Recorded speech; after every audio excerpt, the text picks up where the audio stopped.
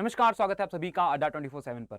उत्तर प्रदेश में बेरोजगारी इतनी चरम पर है और वहां पर नौकरियों का इतना ज्यादा अभाव है कि एलटी ग्रेड 2025 की जो भर्ती आई है उसमें आवेदनों का रिकॉर्ड टूट गया है। अब तक का सबसे हाईएस्ट जो रजिस्ट्रेशन है वो इस बार की भर्ती में देखने को मिला है। इससे पहले ये भर्ती जब आई थी तब 2018 में आई थी और बीच में 7 साल का गैप है। 7 साल बाद ये भर्ती आई है और तब भी इतने आवेदन नहीं थे, जबकि पद ज्यादा थे।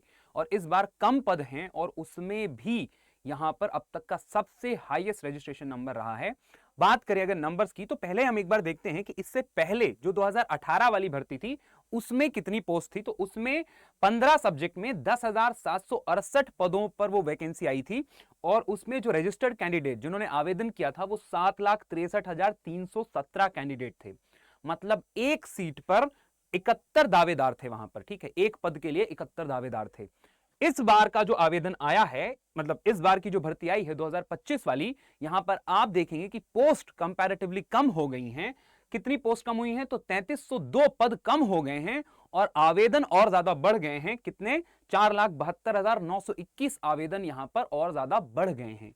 तो इस बार कितने पद आए हैं? तो पोस्ट यहां पर जो आई हैं वो अगेन 15 सब्जेक्ट में 15 विषयों में 7,466 पदों पर आवेदन लिया गया है। 28 जुलाई को नोटिफिकेशन आया था, 28 अगस्त को वो आवेदन प्रक्रिया कंप्लीट कर ली गई है और 15 विषयों में इसका आवेदन लिया गया है। और जितने भी रजिस्टर्ड कैंडिडेट हैं वो 12,36,238 कैंडिडेट हैं। मतलब एक पद पर 166 कैंडिडेट हैं। पिछली बार वाला जो आप कंपैरिजन अगर देखें तो यहां पर एक पोस्ट पर 71 और यहां पर डबल से भी ज्यादा आपको कैंडिडेट देखने को मिल रहे हैं। मतलब अब दावेदार दुगने से भी ज्यादा हो चुके हैं। ये उत्तर प्रदेश लोक सेवा आयोग की भर्ती में अब तक का सबसे हाईएस्ट रजिस्ट्रेशन है। इससे पहले आरओ की जो 2023 वाली भर्ती थी जिसमें 411 पदों पर करीब 11.25 लाख आवेदन हुए थे और वो सबसे हाईएस्ट नंबर था। लेकिन एलटी ग्रेड की भर्ती ने उन सारे रिकॉर्ड को तोड़ दिया है और यहां पर 12,36,238 आवेदन अब तक कंप्लीट हो चुके हैं। और ये दावेदार आपको यहां पर एक सीट पे 166 दावेदार आपको देखने को मिलेंगे। नॉर्मली हम जब एक ट्रेंड देखते हैं पेपर में तो ये 100% बच्चे आपको पेपर में बैठने को नहीं मिलेंगे, लेकिन जो रेशो होता है वो 50, 60 और 70% के आसपास वो वेरी करता है।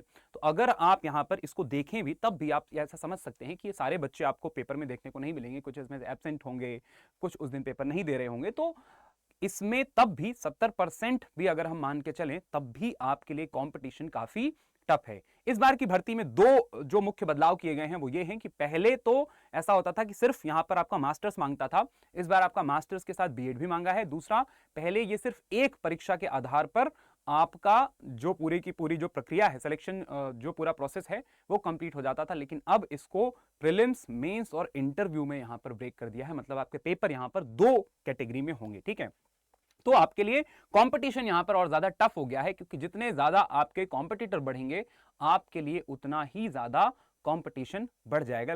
जो लड़ाई है वो उतनी ही ज्यादा आपके लिए जो है वो टफ हो जाएगी। एंड अगेन यहां पर उन्होंने क्राइटेरिया भी फिक्स किया है कि पोस्ट के का जितने भी पद हैं उसका 15 गुना ही वो मेंस में वहां पर कंसीडर करेंगे। ठीक है, बात करें अगर एग्जाम डेट्स की तो अब बच्चों ने जिन भी बच्चों ने आवेदन कर दिया है वो एग्जाम डेट को लेकर वो काफी कंफ्यूज हैं कि पता नहीं कब होगा पेपर, किस तरीके से हमें तैयारी करनी है। तो आपको प्रीलिम्स और मेंस दोनों बैलेंस करके चलना है। पेपर की डेट अभी तक कुछ भी अनाउंस नहीं है। पेपर या तो आपका इस साल के एंड तक हो जाएगा या तो अगले साल के बिगिनिंग में होगा। लेकिन जो उम्मीद है, जो यूपीपीएससी का जो कैलेंडर है उसमें यहां पर अक्टूबर में एक डेट रिजर्व्ड है, नवंबर में 4 हैं और दिसंबर में यहां पर 2 डेट आयोग ने रिजर्व कर रखी हैं।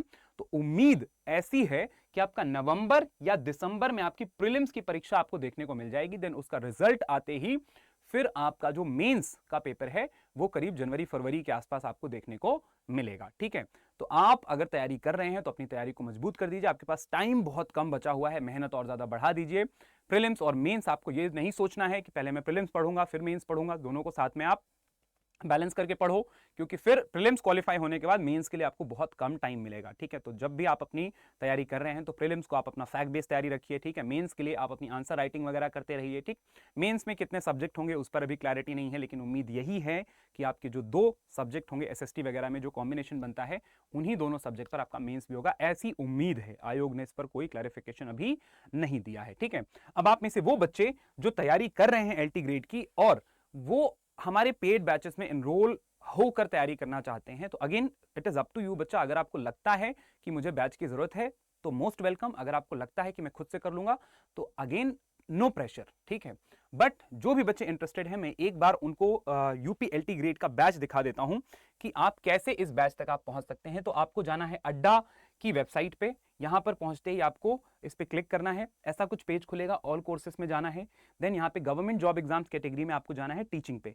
टीचिंग में पहुंचते ही आप देख सकते हैं यूपीएलटी ग्रेड कि ये सारे के सारे बैचेस हैं जिसमें सोशल साइंस, मैं पॉलिटिकल साइंस पढ़ाता हूँ, देन यहाँ पे कॉमर्स, बायोलॉजी, ठीक है। आप और भी सब्जेक्ट आपका कुछ है तो आप यहाँ पे व्यू ऑल पे करेंगे और ये सारे के सारे जो बैचेस हैं ये आपको यहाँ पर दिख जाएंगे, ठीक है। इसमें अभी आपके लिए ऑफर भी चल रहा है, लेकिन नॉर्मली ऐसा होता है कि जो बच्चे यहाँ पर एलटी ग्रेड की तैयारी कर रहे हैं वो जीआईसी के लिए भी एलिजिबल हैं, तो वो जीआईसी वगैरह भी दे रहे होते हैं।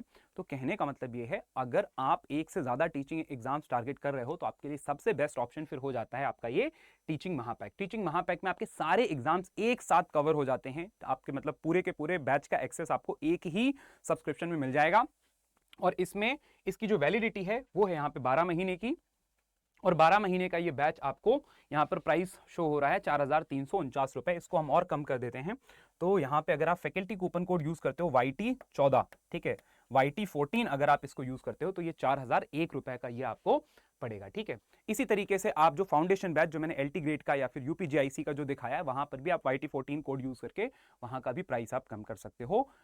अगेन बैच में एनरोल होना ना होना it is up to you. अगर आपको लगता है कि मुझे तैयारी की जरूरत है, मुझे टीचर का गाइडेंस चाहिए, आप यूट्यूब पे जो है वो डेमो क्लासेस देख सकते हो। आपको ऐसा लगता है कि मेरा इस टीचर से कनेक्ट बन रहा है, इस इंसान का पढ़ाया हुआ मुझे समझ में आता है, ये व्यक्ति मेरी मदद करेगा, तो मोस्ट वेलकम, ठीक है। आप जब भी मतलब आप अपने लिए जब भी कोई निर्णय लेते हो तो आप सोच समझ के लेते हो, तो यहाँ पर भी आपको देखना है अगर आपको टीचर से वो कनेक्ट बन रहा है तो आपको एनरोल कर लेना है। अगर आपको लगता है कि मैं खुद से कर लूंगा तो हमारी तरफ से जितनी भी हेल्प होती है हम आपके लिए यूट्यूब पे करते ही रहते हैं, ठीक है।